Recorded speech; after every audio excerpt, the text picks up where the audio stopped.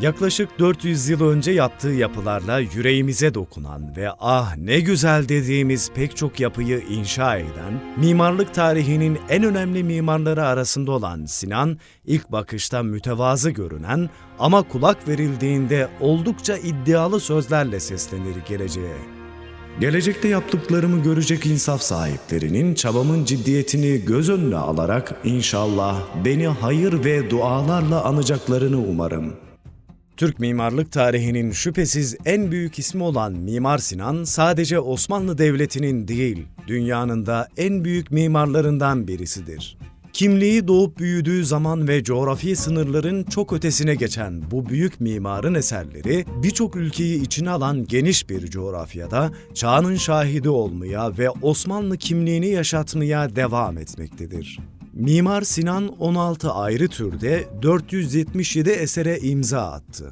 Yapı teknolojisinin ve mühendislik çözümlerinin hızla geliştiği çağımızda dahi Mimar Sinan'dan başka hiçbir mimar bu çeşitlilikte ve sayıda esere imza atmayı başaramamıştır. Yapımının üzerinden 500 yıl geçmesine rağmen 120'den fazla eseri günümüzde hala kullanılmaya devam etmektedir. Yaklaşık 100 yıllık uzun bir ömürde Kanuni Sultan Süleyman, II. Selim ve III. Murat gibi 3 padişahlık döneminde baş mimar olarak görev yaptı.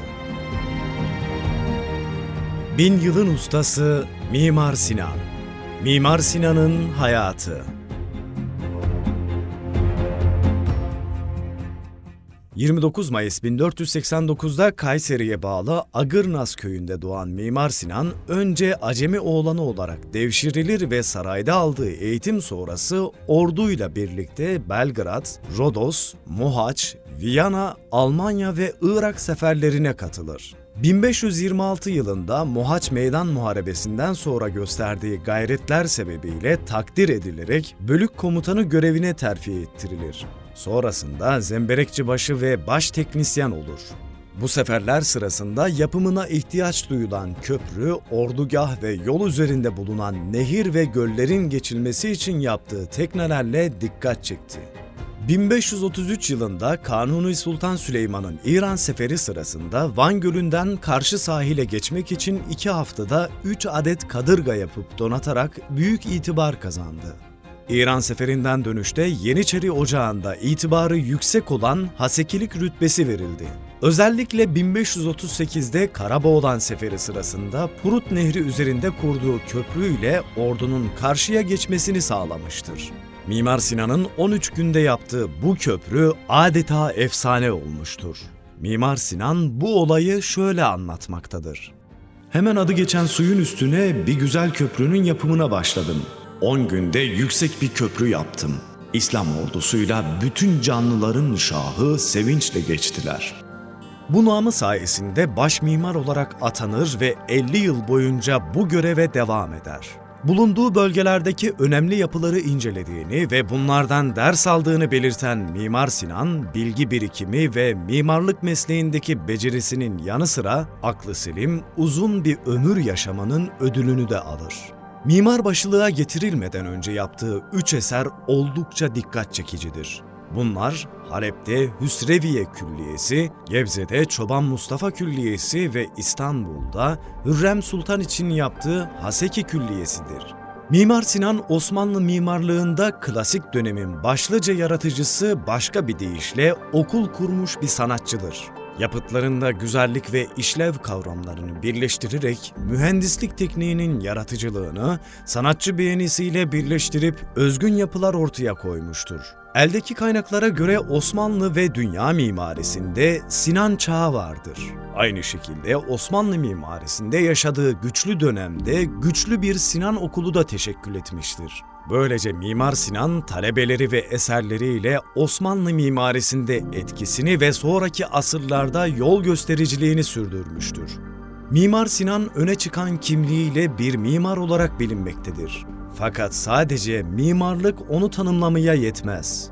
O aynı zamanda iyi bir mühendis, iyi bir lojistikçi, şehir tasarımcısı, planlamacısı ve yöneticisidir. Baş mimarlık dönemi. Bu dönemde yaptığı en önemli 3 eserini şu şekilde belirtmiştir. Bunların ilki İstanbul'daki Şehzade Camii ve Külliyesidir. 4 yarım kubbenin ortasında merkezi bir kubbe tarzında inşa edilen Şehzade Camii daha sonra yapılan bütün camilere örnek teşkil etmiştir. Süleymaniye Camii Mimar Sinan'ın İstanbul'daki en muhteşem eseridir. Kendi tabiriyle Kalfalık döneminde 1550 ila 1557 yılları arasında yapılmıştır. Mimar Sinan'ın en büyük eseri ise 86 yaşında yaptığı ve ustalık eserim diye belirttiği Edirne'deki Selimiye Camii'dir. Mimar Sinan, mimarbaşı olduğu sürece birbirinden farklı konularla uğraştı. Zaman zaman eski yapıları restore etti. Bu konudaki en büyük çabasını Ayasofya için harcadı. 1573'te Ayasofya'nın kubbesini onararak çevresine takviyeli duvarlar yaptı ve eserin bugünlere kadar sağlam olarak gelmesini sağladı. Eski eserler ve abidelerin yakınına yapılan, onların görünümlerini bozan yapıların yıkılması da onun görevleri arasındaydı. Bu sebeple Zeyrek Camii ve Rumeli Hisarı civarına yapılan bazı ev ve dükkanların yıkımını sağladı. İstanbul caddelerinin genişliği, evlerin yapımı ve lağımların bağlanmasıyla uğraştı. Sokakların darlığı sebebiyle ortaya çıkan yangın tehlikesine dikkat çekip bu hususta ferman yayınlattı. Günümüzde bile problem olan İstanbul'un kaldırımlarıyla bizzat ilgilenmesi oldukça ilgi çekicidir. Eserlerindeki çağrışımlar ve anlamları. Süleymaniye Camii. Süleymaniye'nin 4 minaresi İstanbul'da yaşamış 4 büyük hükümdarı Fatih Sultan Mehmet, II. Bayezid, Yavuz Sultan Selim ve Kanuni Sultan Süleyman'ı ya da camiyi yaptıranın İstanbul'un fethinden sonraki 4. padişah olduğunu temsil eder. Süleymaniye Camii minarelerinin uzun ve kısa düzenlenişi ana kütleyle beraber yapıya modüler sistemde piramidal bir görünüm kazandırır. Uzaktan bakıldığında birbiri üzerinde göklere yükselen bir merdiven gibi duran bu orantı ustalığı, Hristiyan öğretide Yakup'un merdiveni olarak adlandırılmaktadır. Selimiye Camii. Selimiye Camii'nin 31,25 metre çapındaki tek kubbesi Allah'ın tek olduğuna işaret eder. Benzer şekilde caminin pencerelerinin 5 kademeli oluşu İslam'ın 5 şartını, 4 vaaz kürsüsü, 4 hak mezhebini, Selimiye Külliyesi'ndeki toplam 32 kapı, İslamiyet'in 32 farzını, arka minarelerde 6 yolun olması imanın 6 şartını, 12 şerefesi ise 12. padişah tarafından yaptırıldığını ifade etmektedir. Mimar Sinan'ın eseri olan Şehzadebaşı Camii'nin 1990'lı yıllarda devam eden restorasyonunu yapan firma yetkililerinden bir inşaat mühendisi, restorasyon sırasında yaşadıkları bir olayı şöyle anlatıyor. Cami bahçesini çevreleyen duvarında bulunan kapıların üzerindeki kemerleri oluşturan taşlarda yer yer çürümeler vardı. Programımızda bu kemerlerin yenilenmesi de yer alıyordu. Biz inşaat fakültesindeki teorik olarak kemerlerin nasıl inşa edildiğini öğrenmiştik. Fakat taş kemer inşasıyla ilgili herhangi bir pratiğimiz yoktu.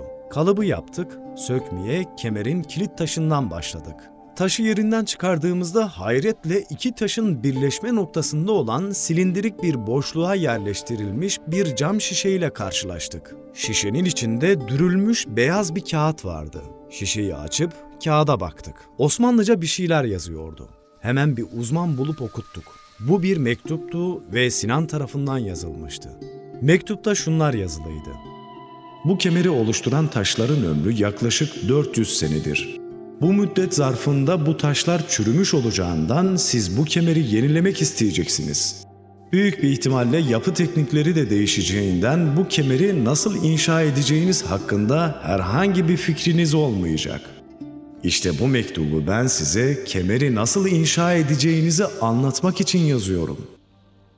Koca Sinan mektubuna böyle başladıktan sonra o kemeri inşa ettikleri taşları Anadolu'nun neresinden getirdiklerini söyleyerek izahlarına devam ediyor ve ayrıntılı bir biçimde kemerin inşasını anlatıyordu.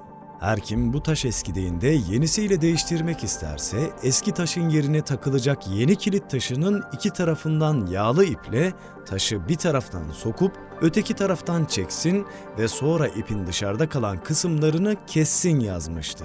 Bu mektubun ihtişamı, modern çağın insanların bile zorlanacağı taşın ömrünü bilmesi, yapı tekniğinin değişeceğini bilmesi, 400 sene dayanacak kağıt ve mürekkep kullanması gibi yüksek bilgi seviyesinden gelmektedir. Şüphesiz bu yüksek bilgiler de o koca mimarın erişilmez özelliklerindendir. Ayrıca erişilmesi gerçekten zor olan bu bilgilerden çok daha muhteşem olan Mimar Sinan'ın 400 sene sonrasına çözüm üreten sorumluluk duygusudur. Süleymaniye Camii Nargile Hikayesi. Günümüzde camilerde ezanın ve imamın hutbelerinin vatandaşlara ulaşması için hoparlör kullanılmasına karşın Mimar Sinan'ın yaşadığı dönemlerde böyle bir imkan olmadığı için camilerin akustiğine büyük önem verildiği bilinmektedir. Süleymaniye Camii'nin yapımında Mimar Sinan ve Kanuni Sultan Süleyman arasında yaşanan bir olay şu şekildedir. Mimar Sinan, Süleymaniye Camii'nin yapımı sırasında kubbenin altından nargile içmektedir.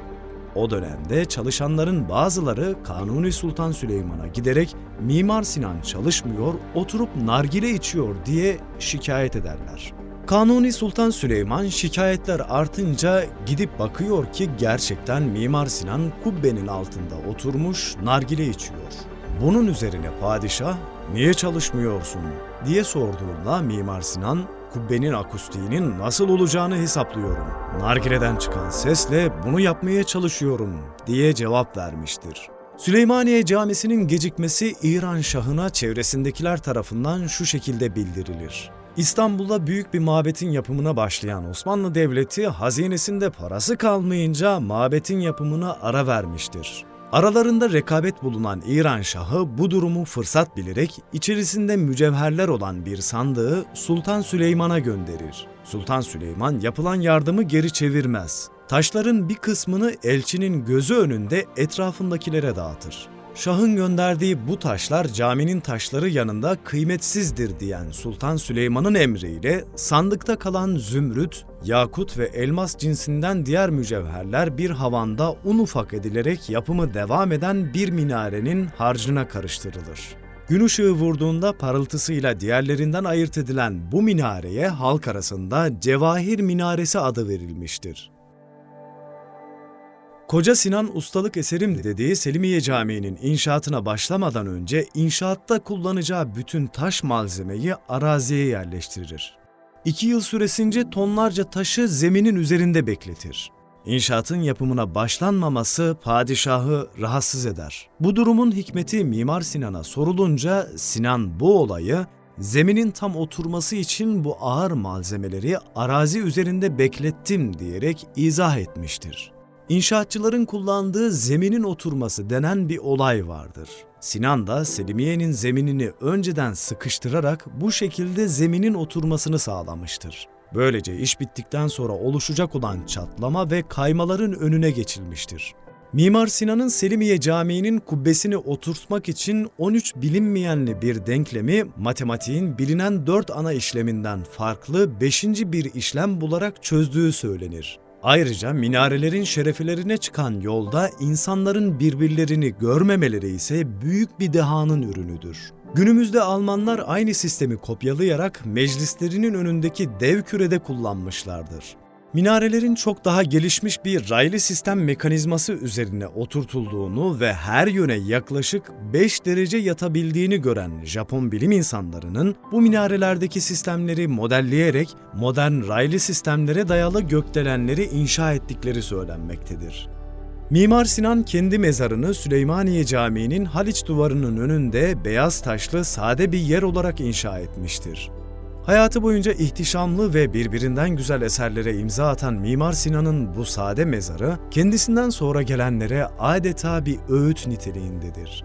Yakın dostu Sahi Mustafa Çelebi tarafından kaleme alınan Mezar Taşı kitabesi ise şu cümlelerle biter. Yattığı yeri hüda kılsın, anın bağı cihan, geçti dende cihandan, piri mimaran Sinan. Mezarı 1935 yılında Türk Tarihini Araştırma Kurumu üyeleri tarafından kazılmış ve kafatası incelenmek üzere alınmış, ancak sonraki restorasyon kazısında kafatasının yerinde olmadığı görülmüştür. 1976 yılında Uluslararası Astronomi Birliği'nin aldığı kararla Merkür'deki bir krater Sinan Krateri olarak isimlendirilmiştir. UNESCO tarafından 2007 yılında Dünya Kültür Mirası listesine de alınan Drina Köprüsü, aynı zamanda Dünya Kültür Mirası içinde yer alan 6 tarihi köprüden biridir. Edirne'de yaptığı Selimiye Camisi, 2011 yılında Dünya Kültür Mirası listesine girmiştir.